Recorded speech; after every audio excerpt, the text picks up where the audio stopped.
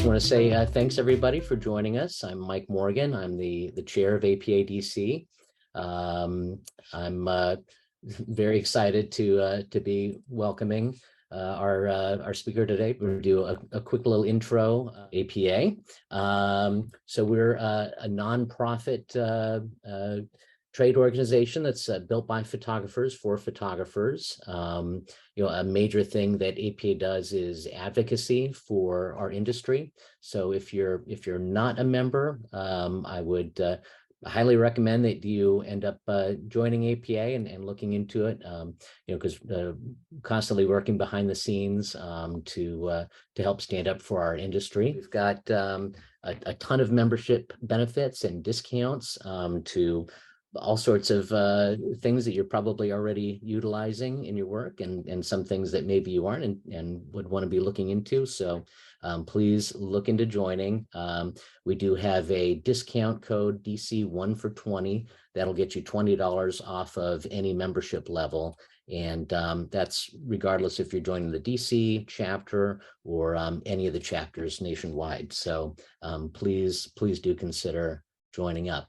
So this project started when I was in photography school in New Mexico. I wound up on a circuitous road trip, and I fell in love with this place on the Blackfeet Reservation, kind of in the middle of nowhere, I guess, close to Glacier National Park and the Canadian border.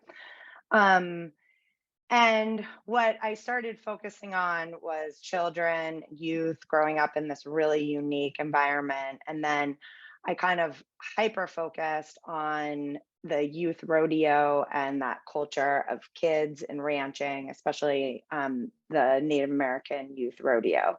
So it's very pervasive out west, where horses and riding horses, and a lot of the rancher kids are able to segue their ability to ride horses into being master rodeo, competitors. And it also gives them college scholarships, and has been a very lucrative experience for many kids where there aren't tremendous opportunities.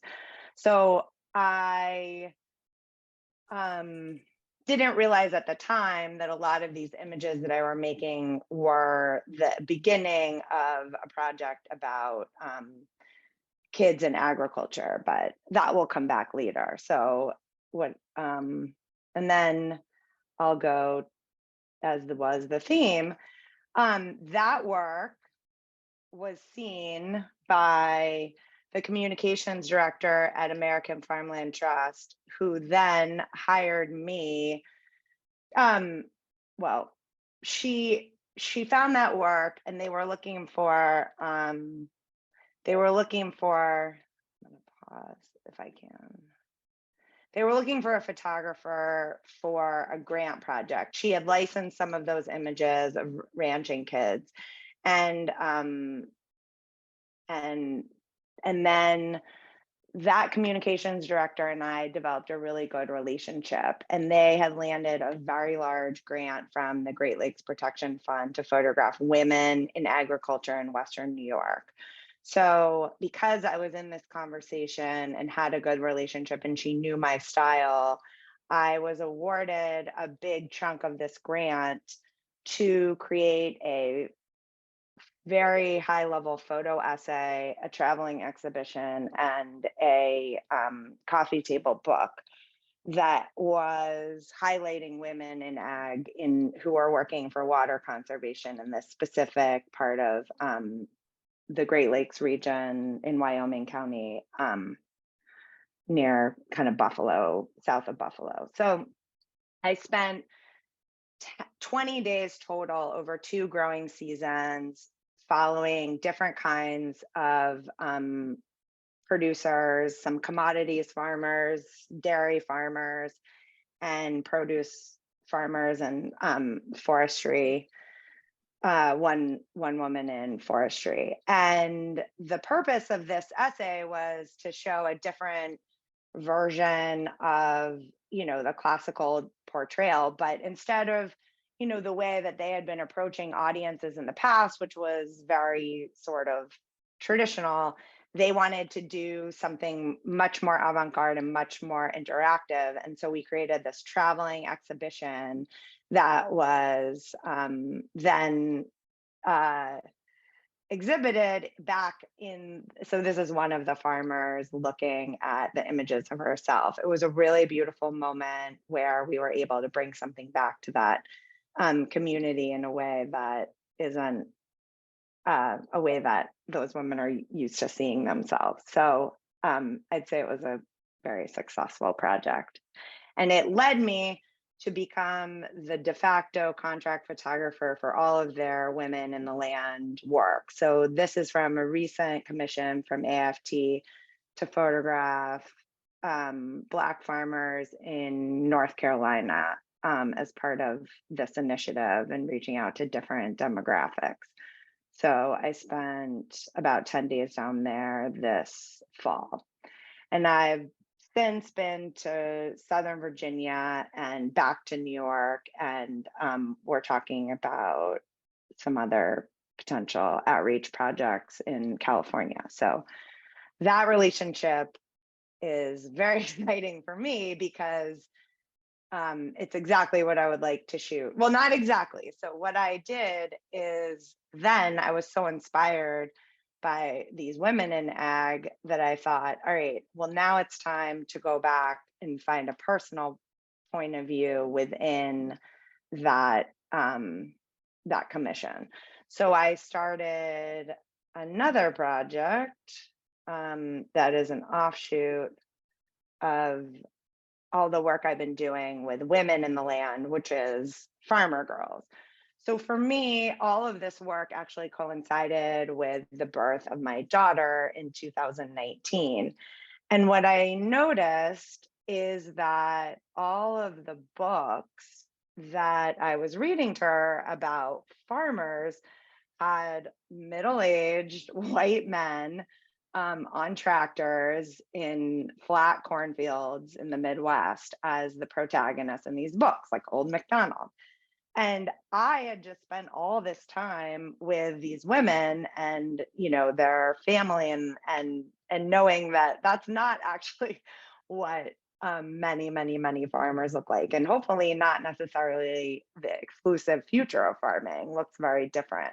So, always being someone who has been inspired by young people and wanting to kind of show my daughter and her peers what the future could look like, that she could be whatever she wants, including a farmer. I wanted to really spotlight and uplift stories about young people in agriculture, specifically girls. So I took a lot of the time that I had on the ground and the relationships and the trust that I had built and kind of built in extra days to do shoots for myself. I've been to many 4-H fairs and FFA events and just like embedded myself in this community. And it's just been so much fun and really inspiring to see how the intersection of family life and career and legacy, second, third, fourth generation farmers are passing down this legacy. And the really amazing part about this moment for me was that all of a sudden that work I had done with rodeo kids and ranching came back into play. And I know that all of us as image makers, I go around and like take pictures of things that really I'm drawn to, but sometimes I have no idea why I'm drawn to that particular thing at that moment. And so for me, getting to pull those images back into this project and realizing the connectivity and the synergy between images that I was making and subjects that I was working with over a decade ago and how they're totally relevant to what I'm inspired by today was a real flashbulb going off. So that is like why we do this work, right? But we also need to make money and get paid. So going back to like all right, let's pitch this work, see who might be interested in funding it or sponsoring it or being able to collaborate with me to bring the farmer girls to a wider audience. I started trying to package that up and figure out an audience or how to pitch that. I pitched it to the Washingtonian, who the photo editor got really excited, but she said, I don't think our people want to see farmer girls, but you know that they would want to see farmer women.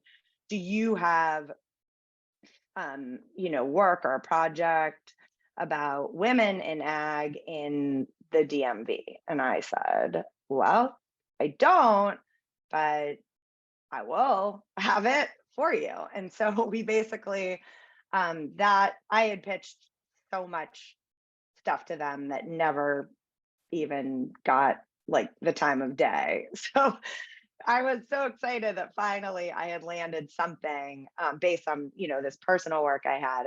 And then I photographed 7 producers in Maryland and Virginia last spring and summer, and it ran last fall. And I was really excited about this project because I grew up in Tenleytown and I got to drive all around. This is the DuPont Farmers Market, and peek into the corners of agriculture in our community that are so close. Some of these, this is Montgomery County, Maryland, which is the county I live in. And there's so many things that are just right within, 30, 40, 50 an hour drive from us that are so inspiring. And I had been used to going out to Montana. So I thought like, oh, I never get inspired by something in my backyard. And this project was, so for me, it brought together many, many different pieces of connectivity again. So wrapping up here, I think the last little section will be the spread that I had in Washingtonian. And so that's, the intersection of personal and commissioned work. And I, again, would just really think that this could be a good springboard for hearing from you about how you've been able to bridge those gaps and or any other questions that anyone might have. So I guess I think there's a couple more slides and then the spread, and then I will stop talking. But thank you all again for coming and taking the time. I appreciate your being here.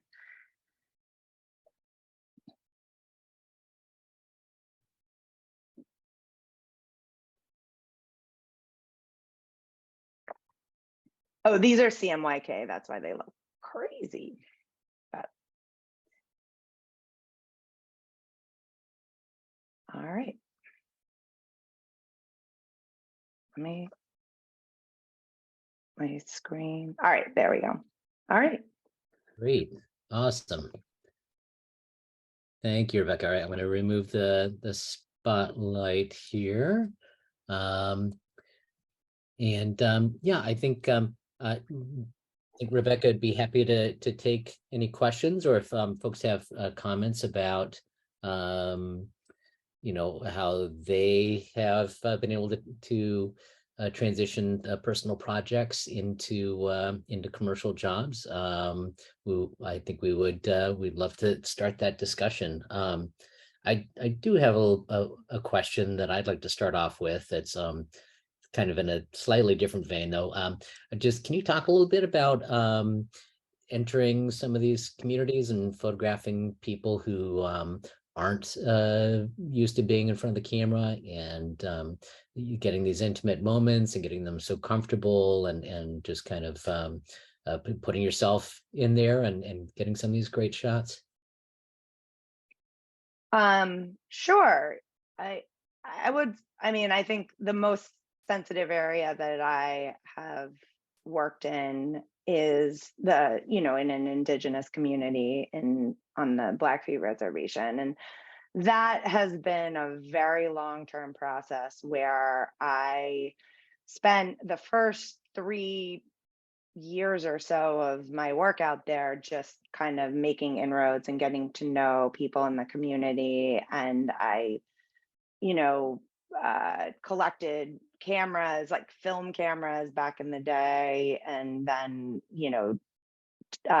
those little point and shoot digital cameras. I taught photography at the Boys and Girls Club on the reservation. I met a lot of families before I really started doing any photography. And so I gained trust over time. And then it's such a small place that everything's like the word of mouth. So once I kind of got entree and like got the thumbs up, then I've had the ability to kind of keep going back and going back. And so that is a very sensitive situation. I feel like I don't take that lightly. And when I license, I don't often license pictures, and I think I kind of glossed over that point. But I have to make sure that it's totally in keeping with, I mean, I always go back and get permission for any additional usage.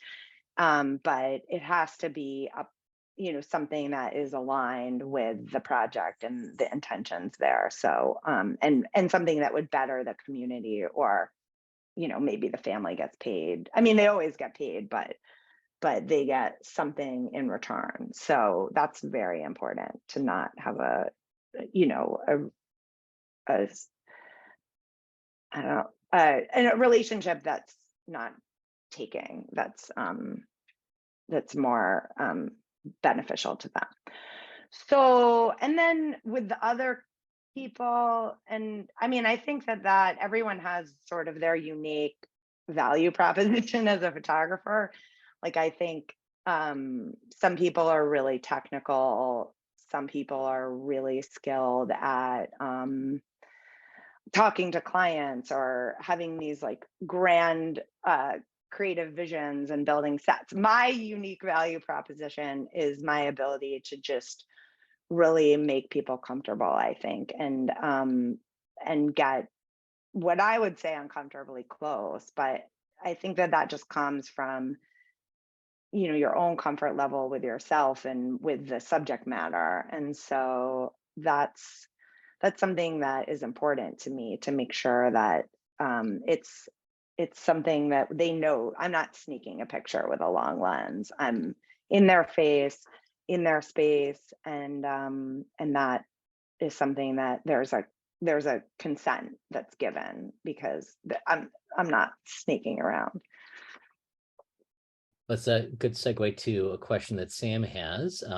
Says he wants to know how you're managing some of the permissions and releases as images are going from personal work to commission projects and then sometimes back again. Okay, so sorry. The question is permissions. Yeah, how you're managing like releases, getting permissions, stuff like that, especially when the personal work maybe transitions to like a commission project for a client or is licensed. Yeah, definitely. Well, since I've always photographed youth and young people, I always get releases, like 100,000%. And then I give them like nice large prints. So that's for personal work. And then I give them like digital access to all the pictures. And a lot of these farmers, that is worth gold, because now that everyone has to be on social media and have a website, even if they don't know, like they don't even have internet, it's like that's really valuable. So again, back to it not being a taking relationship. And so I have releases, and then for any assignment work, I have releases. So I think that if people are uncomfortable, they just don't do it. But and we would eliminate them from the project if they're not willing to sign the release. But I very rarely have that problem. So I haven't had an issue at all with just those really clear lines of communication. And when I approach someone and say, I'd like to include you in the personal project, but a prerequisite of that is you have to sign my release. So that's the way that works. Smart. Well, Justin's got a question. Says, curious as to how much help AFLT helped you find the farmers you profiled. That's a great question. And they helped me a lot. I mean, they have, so American Farmland Trust is a really, really large organization headquartered in DC on Connecticut Avenue, but they have branches all over the country. They're very well respected in the agriculture community. Their purpose is to keep farmland farms. So, everyone's seen like the fact that like Poolsville used to be completely all ag land, and Rockville too. And now it's all subdivisions, and there's no like trace of ag. So that's like agriculture is and farms, the future is sort of bleak in that real estate in this country is, I mean, I don't need to tell you all that stuff, but that's their mission. So they're very respected. So, I mean, they helped me tremendously with the Washingtonian project in getting the buy-in, because they have these relationships, they have a lot of resources, they give grants to farmers. So the farmers love AFT. So if I use my connections to ask for subjects to participate. That being said, the Washingtonian has enough cachet in and of itself. It wasn't like a tough sell to get a small business to sign on to getting that exposure, right? So it was a win-win, and they got great exposure, like great exposure, I think. And they said like people were calling them from all over the country, like, I saw you in the Washingtonian. So I think that's what my goal is like to just show people that are just doing their everyday job, and then all of a sudden they're in front of an audience that might not necessarily be looking at that aspect of life. Awesome. All right. So Jen has a question. First comment, love your work and love that you were able to get the grant allowing you to photograph in upstate New York. Can you talk a bit about applying for grants and if that is part of what you do regularly?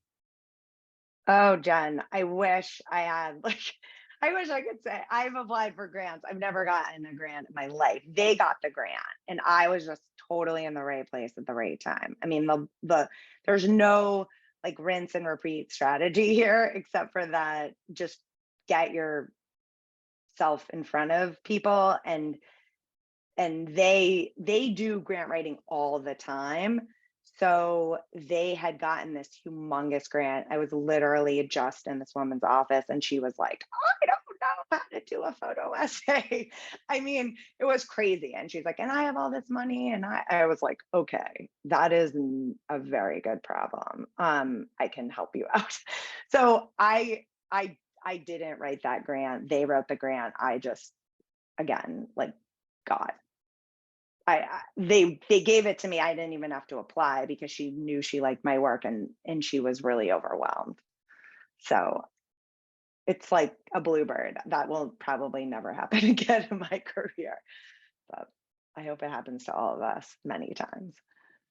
I mean, it's a great lesson there that you can, if you work for a client or have somebody who's used to applying for grants, they might have access to these kind of things, or, it might be something that's easier for them to navigate, to get the money to hire you with that grant money rather than getting it directly, right? So it's true. I mean, so AFT and a lot of these large, like grant focused organizations, if you have relationships with people who work there, or they're either a client or you're pitching to them, you can, a lot of times they don't think about proactively asking for money for photography. And that is something that I've had a lot of success getting things funded. Like it started with a licensing relationship or just a meeting, and then they were like, well, actually, we'd like to hire you like to create new work.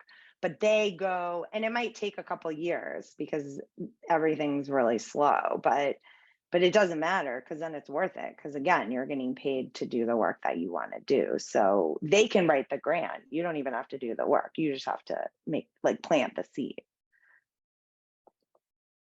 Excellent point. Let's see. Rob has a question here. He'd like to know, curious how you're pushing the work out, and also interested in your end goals regarding target client sectors. Oh, Rob, good question. How am I pushing the work out? Okay, well, I am, I guess, these days I'm very excited about LinkedIn. Instagram started to really overwhelm me when they changed all their algorithms. And so I in terms of like my engagement in social media, I try to do Instagram, but I don't think I'm hitting what I don't think I'm doing a good job. So I am excited about LinkedIn because I have been able to get good eyeballs on the work that I'm trying to create.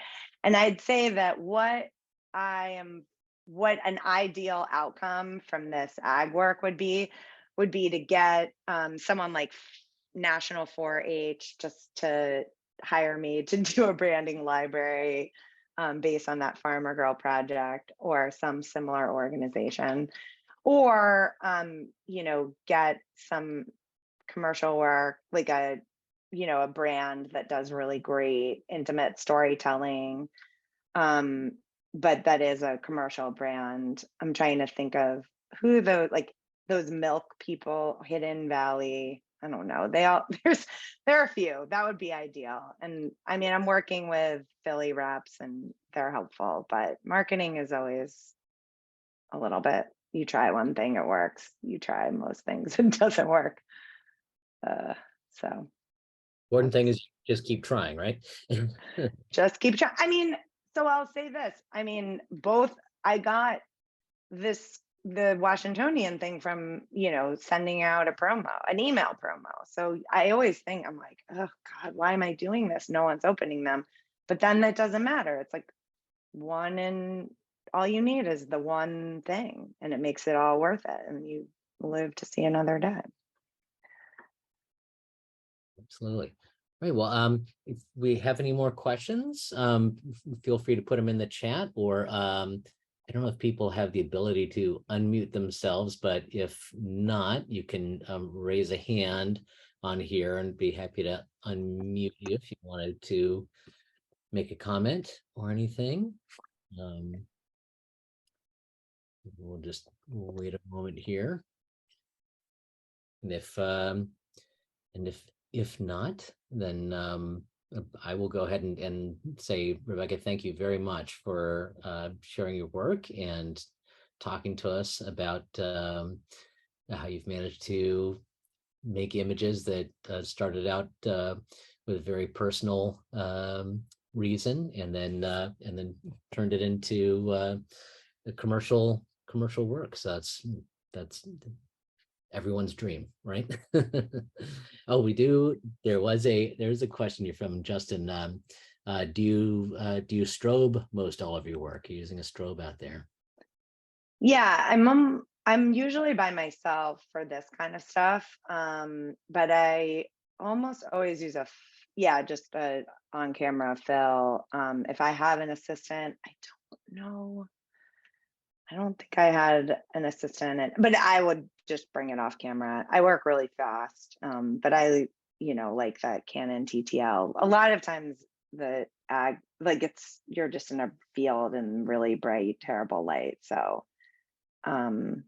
you're working against the elements, but the strobe helps clean things up for portraits. I mean, it's like a game changer. So I do normally. Yeah. Awesome. Well, the work is beautiful. So, all right. Well, Thank you. okay. Well, I thank you everybody for joining us. So we did press record a little bit late, but so if you tuned in a little later, much later than I hit record, please take a look online. We'll be posting this to our YouTube page And yeah, thanks everybody for being here. Rebecca, thank you so much for sharing, and hope to see you all next time. Thank you all. Thanks for your time. Thanks. Bye-bye.